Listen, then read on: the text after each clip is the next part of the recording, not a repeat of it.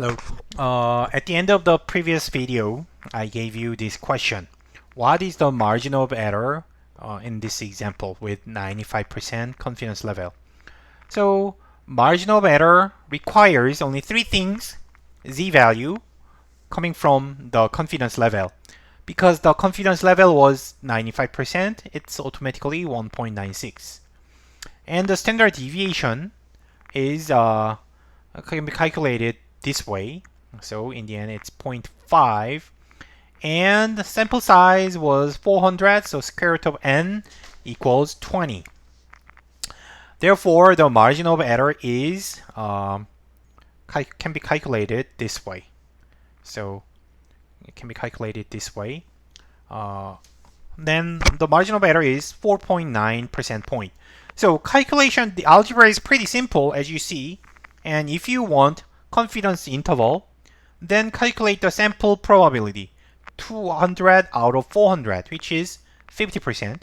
So around 50% you allow the margin of error. Then you will get the 95% confidence interval. Right? It's easy, right? And we will go one step further. We want the margin of error smaller than 3.5% point again, without changing the confidence level in the previous example.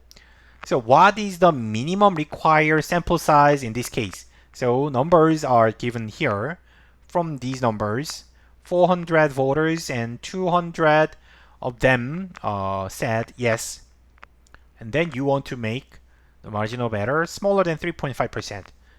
Pause the video and try it by yourself. Right? Okay. We'll show you the answer. So what you do here is, so first you can recycle the numbers we calculated earlier. The standard deviation is 0.5 and z-value is 1.96. And sample size is unknown yet. And the margin of error, this is the margin of error. Margin of error should be smaller than 0.035, 3.5%, right? Then rearranging the things, and you get n greater than this, 784, if you calculate this number. So that means you need to survey 784 voters. That is this number. So maybe there was also I rounded up this first. Why they are different? So 1.96 is a approximate number, and also this must be on another approximate number, rounded number. So I guess the actual the maybe the actual value in here may have rounding error. So I guess that's the only reason to have a different number here. So and another potential possible reason why we have different numbers is because normal approximation. In normal approximation, there can be another way to approximate the sampling distribution, which is students' t distribution. So so far I only consider normal distribution, only the normal distribution.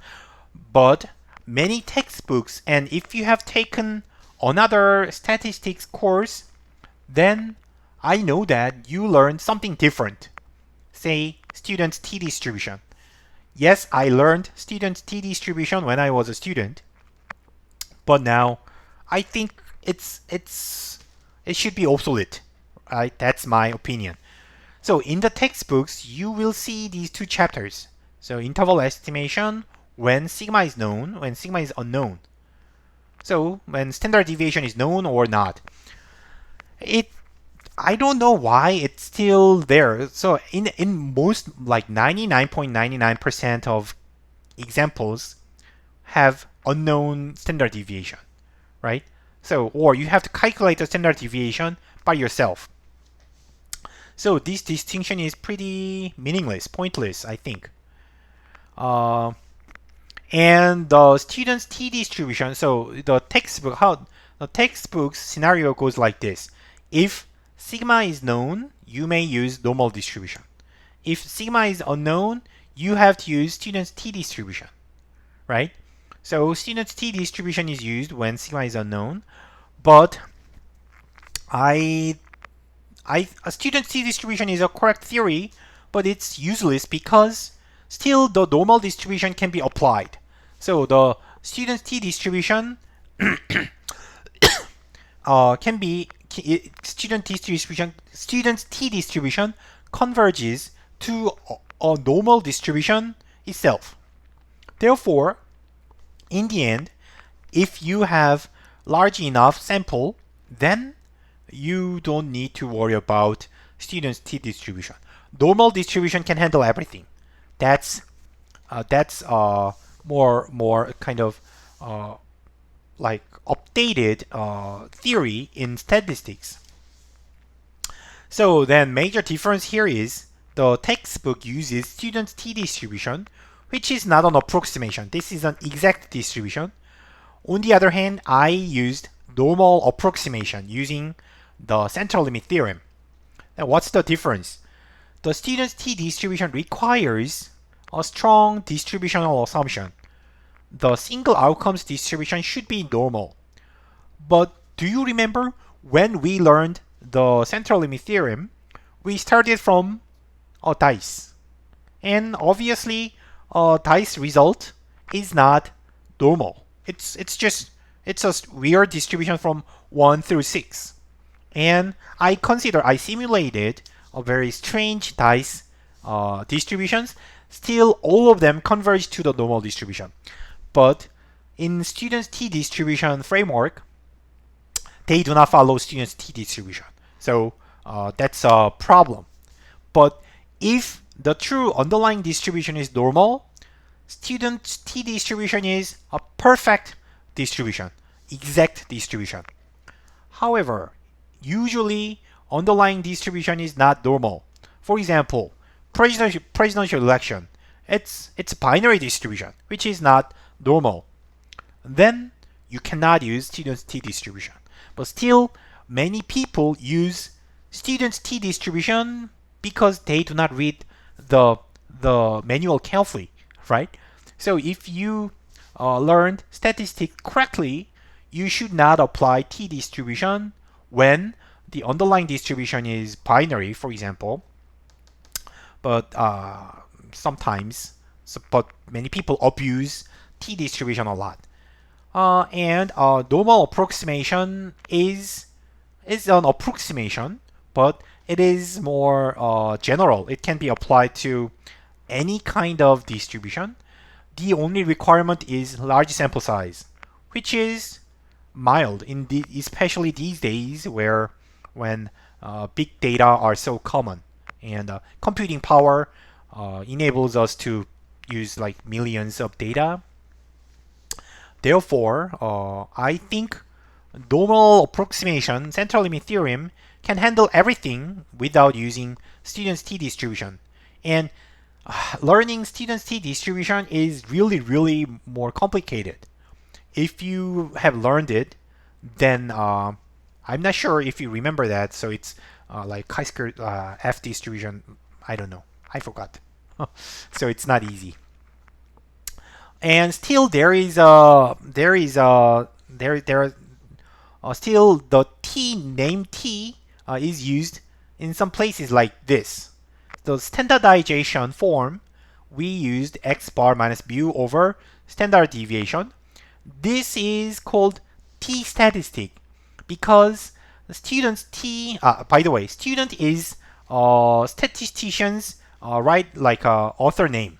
So you used student as on his research articles. So he named this as t statistic. So he called the distribution of this guy as the t distribution. And this, so still I will call this t statistic later when it comes out again later.